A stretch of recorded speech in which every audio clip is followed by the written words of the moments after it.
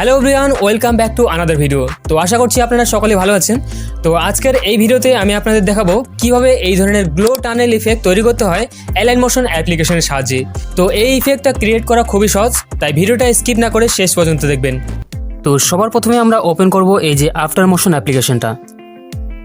তো এই অ্যাপ্লিকেশনটা যদি আপনার কাছে না থাকে তাহলে আমার টেলিগ্রাম থেকে ডাউনলোড করে নেবেন।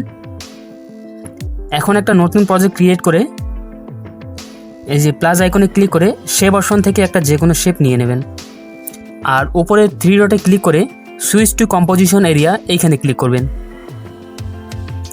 এবার ইফেক্ট সেকশনে ক্লিক করে একটা ইফেক্ট অ্যাড করতে হবে। তো ইফেক্টের নাম হচ্ছে গ্লো টানেল। এই যে গ্লো টানেল ইফেক্টটা, এই যে এখানে ক্লিক করার পর স্ট্যান্ডার্ড সেটিংয়ে গিয়ে তো প্রথমে যে লেখা আছে অপশনটি এই যে প্রগ্রেস, এটাকে 200 করে রাখবেন।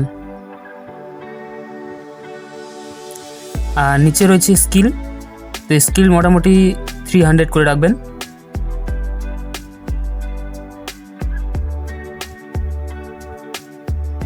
এটা মোটামুটি 1 মিনিটের মতো করে রাখবেন, তাহলে অ্যানিমেশনটা এইভাবে প্লে হবে।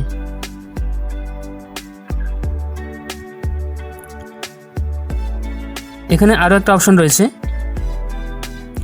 এই যে স্পিড অটো প্রক, এখানে আপনার যতটা স্পিড প্রয়োজন সেই অনুযায়ী রাখতে পারেন।